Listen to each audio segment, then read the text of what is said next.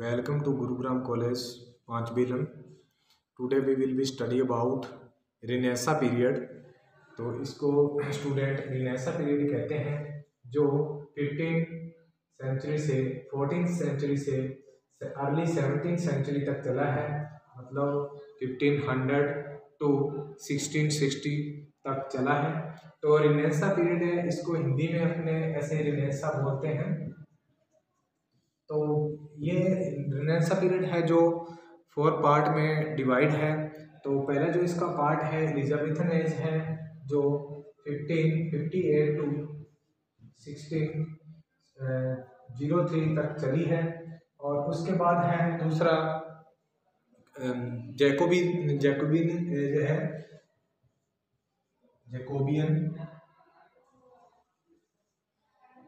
Jacobian as है, जो 1603 से 1625 तक चली है। उसके बाद कोरोलाइन एज है, जो 1625 टू 1649 तक चली है। उसके बाद स्टूडेंट कॉमनवेल्थ एज है, जो 1649 टू 1660 तक चली है। इस तरह जो रिनेसा पीरियड है वो 4 पार्ट में डिवाइड है। और पहले पार्ट का हमने प्रीवियस जो वीडियो है उसमें स्टडी कर ली थी, इसके बारे में डिस्कस की हुई है एलिजाबेथन एज के बारे में। तो एलिजाबेथन एज है जो, उससे पहले स्टूडेंट हमें नॉलेज होना चाहिए कि रिनेसा पीरियड क्या है, व्हाट इज रिनेसा। तो रिनेसा जो है ये एक फ्रेंच वर्ड है। क्या है? फ्रेंच वर्ड है। क्या है ये? फ्रेंच वर्ड है। फ्रेंच वर्ड होने के बावजूद ये पहली बार जब यूज किया गया था तो एक हिस्टोरियन जूलियस पोइट के द्वारा यूज किया गया था। हिस्टोरियन जूलियस पोइट के द्वारा यूज किया गया था। रिनेसा वर्ड का पहली बार यूज, फ्रेंच वर्ड का यूज जूलियस नाम के पोइट के द्वारा यूज किया गया था, जिसने इसकी एक बुक थी, उसका नाम था Historia of the France book में पहली बार रिनेसा शब्द का प्रयोग किया गया है। रिनेसा जो शब्द है इसका अर्थ जो मीनिंग है, व्हाट इज रिनेसा, अगर अपने देखें तो रिनेसा शब्द है बिगिनिंग ऑफ न्यू इरा, एक ऐसे युग की शुरुआत of art, culture and knowledge. Beginning of new era मतलब ऐसा युग। Beginning of art, culture and knowledge.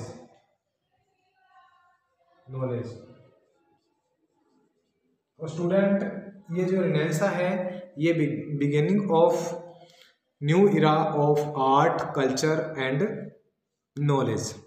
It is symbolized, ये किसका प्रतीक है? रिनेसा सिंबलाइज्ड किसका प्रतीक है? कि symbolised the beginning of new era of art, knowledge and culture. जब भी रिनेसा आया है, रिनेसा का जो मीनिंग है, जो अर्थ है उसका, मतलब रिनेसा है जो न्यू, मतलब इसका रिनेसा का अर्थ है रीबर्थ एंड रिवाइवल। मतलब किसी चीज का पुनर्जागरण। किसमें? लिटरेरी हिस्ट्री में जो रिनेसा आया तो लिटरेरी हिस्ट्री का पुनर्जागरण है, रीबर्थ है। तो इसका जो अर्थ है new era of art, knowledge and culture है। रिनेसा जो स्टार्ट हुआ है 14th सेंचुरी से स्टार्ट होकर अर्ली 17th सेंचुरी तक चला है। मतलब 14वीं शताब्दी से स्टार्ट होकर 17वीं शताब्दी शुरू में चला है। It is started as a cultural moment. तो ये कल्चरल मोमेंट के साथ स्टार्टेड हुआ है इन इटली। कहाँ पे स्टार्टेड हुआ है रिनेसा? तो इटली में स्टार्ट हुआ है। कहाँ स्टार्ट हुआ है? इटली में स्टार्ट हुआ है। तो रिनेंसा जब इटली में स्टार्ट हुआ है तो इसके बाद in Italy late medieval period और फिर ये मध्य युगीन होते हुए and later spread to the rest of the Europe, फिर इसने पूरे यूरोप पर अपना एकाधिकार कर लिया। रिनेंसा जो पीरियड है इसमें कई तरह के बदलाव आते हैं। जो रिनेंसा पीरियड है bring a new change in the, तो ये चेंज करता है किस चीज़ को, आर्ट को, नॉलेज को, कल्चर को। It change the way of the citizen, ये लोगों के रहने का तरीका भी चेंज करता है।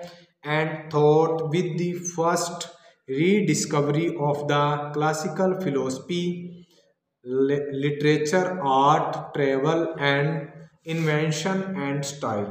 तो वहाँ जो मतलब रिनेंसा आता है तो वहाँ के रहने वाले जो पीपल हैं, सिटीजन हैं, उनके रहने का लाइफस्टाइल है उसे भी चेंज करता है। उसको भी बताता है कि उनमें क्या पुनर्जागरण, कौन कौन सा रिनेंसा हुआ है, और उनके जो change in way of the citizen, thought with the first rediscovery, मतलब ऐसी थॉट जो फर्स्ट मतलब दोबारा उसको रीडिस्कवरी की गई है, क्लासिकल ट्रेडिशन की, फिलोसफी की, दर्शन शास्त्र की, लिटरेचर की, आर्ट की, और ट्रैवल जो मतलब वहाँ की तीर्थ यात्रा है उनको दोबारा तरोताज़ा किया गया है। एंड इन्वेंशन, खोज की, और उनका स्टाइल, लिखने का, पढ़ने का, वहाँ के रहने वाले लोगों का जो स्टाइल था वो रिनेंसा को ही दर्शाता है, रिनेंसा पीरियड के अंतर्गत ही आता है। और रिनेंसा पीरियड के अंदर ही प्रोमिनेंट पोइट होते हैं, रिनेंसा पीरियड के अंदर ही एजेज बनती हैं जो एक मोनार्क को, एक शासन को प्रदर्शित करती हैं। और ये जितने भी चार तरह के डिवाइडेड इनटू 4 पार्ट रिनेंसा, ये चार तरह के मोनार्क और चार तरह के जो मतलब लीडरशिप है उनको भी दर्शाती है, जो एक पॉलिटिकल सिनेरियो के अंदर आते हैं। तो इसमें जैसे स्टूडेंट करैक्टरिस्टिक है, रिनेंसा की करैक्टरिस्टिक है जो वो क्या है वो अपने देखते हैं। तो रिनेंसा का जो अर्थ है वो क्या है, रीबर्थ है, रिवाइवल है। और रिनेंसा जो फ्रेंच वर्ड है इसका पहली बार यूज जूलियस नाम के पोइट ने किया था, और उनकी जूलियस की जो बुक थी उसका नाम है हिस्टोरी ऑफ फ्रांस, उसमें इसका पहली बार रिनेंसा वर्ड का यूज किया गया है। रिनेंसा वर्ड का अर्थ है रीबर्थ एंड रिवाइवल, और ये एक new era of beginning art and culture and knowledge, इस चीज को ये नया बढ़ाता है। और ये चार भागों में बांटा हुआ है। In the previous video we discuss about the Elizabethan age, and next video we are discuss about Jacobean, Caroline and Commonwealth age के बारे में आगे चर्चा करेंगे। अब इसकी करैक्टरिस्टिक्स जो है रिनेंसा की क्या करैक्टरिस्टिक्स है, तो पहली जो करैक्टरिस्टिक्स है वह है rise of Hellenism. Rise of Hellenism क्या होता है student, rise of Hellenism, rise of Hellenism, rise of Hellenism है ये एक पैशन होता है, जुनून होता है, passionate for love for the Greek and mythology literature.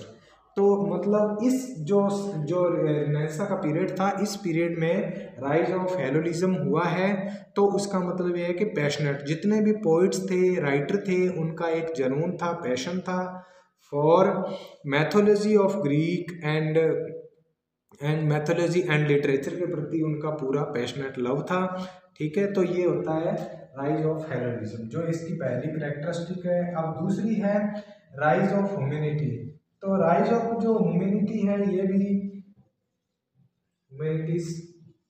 ह्यूमैनिटिज्म है, जो राइज ऑफ ह्यूमैनिटिज्म। तो इस पीरियड में भी एम्फेसाइज दैट मैन, ऐसे मतलब व्यक्ति पर मतलब जोर दिया गया, एम्फेसाइज किया गया है कि एक जो मनुष्य व्यक्ति होता है, man is the centre of the universe, मतलब कि वह क्या है कि संसार का एक केंद्र बिंदु है ह्यूमैनिज्म। तो ह्यूमैनिज्म को तब लिया जाता है जब एक ह्यूमैनिटी को प्रदर्शित किया जाता है पोइट्री में, ड्रामा में और अन्य जो लिटरेरी फॉर्म्स होते हैं उनमें ये ह्यूमैनिज्म को प्रेजेंट किया जाता है। और तीसरी इसकी कैरेक्टरिस्टिक है वो है इंडिविजुअल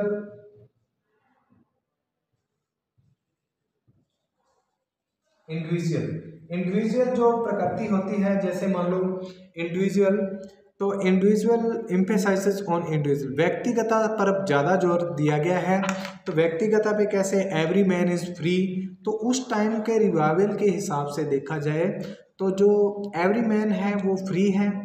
किस लिए फ्री है, कि वो थॉट भी मतलब फ्री तरीके से कर सके, वर्क करे वो भी अकॉर्डिंग टू ओवन ओपिनियन, अपनी राय के अनुसार, अपने ऑर्डर के साथ, अपने विवेक के अनुसार वो उसको काम को कर सके।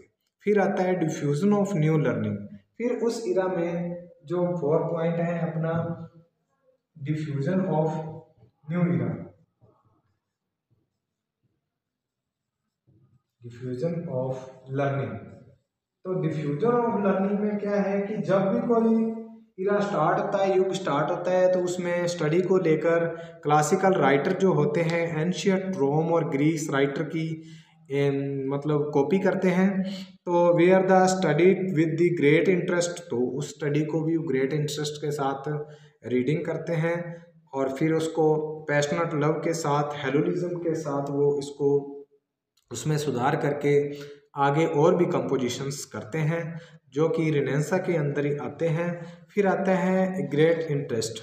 फिर जो इसकी जो मतलब इस रिनेंसा के अंदर और भी कई चेंजेस, और भी कई मतलब जो जितने भी परिवर्तन हुए हैं, तो वो कौन से हैं, रिनेंसा जो है जितने भी इसके अंदर परिवर्तन हुए हैं, जैसे मान लो invention of the printing press. तो रिनेंसा पीरियड के अंदर ही, रिनेंसा पीरियड के अंदर ही प्रिंटिंग प्रेस का, printing press invention, invention of printing press, मतलब प्रिंटिंग प्रेस की खोज जो हुई है वो भी रिनेंसा पीरियड, रिनेंसा एरा में हुई है। यानी कि 1500 से लेकर 1660 के अंदर अंदर इंग्लैंड में प्रिंटिंग प्रेस का इन्वेंशन हुआ था। फिर उसके बाद है growth of trade and commerce. फिर इसके बाद दूसरा जो इसका कैरेक्टरिस्टिक है, growth of trade and commerce, तो growth of trade and commerce मतलब व्यापार और वाणिज्य में भी वृद्धि हुई है। ये भी रिवाइवल टाइम में ही हुई है, रिनेंसा टाइम, रिनेंसा पीरियड में ही हुई है। और उसके बाद है rise of revival of literature.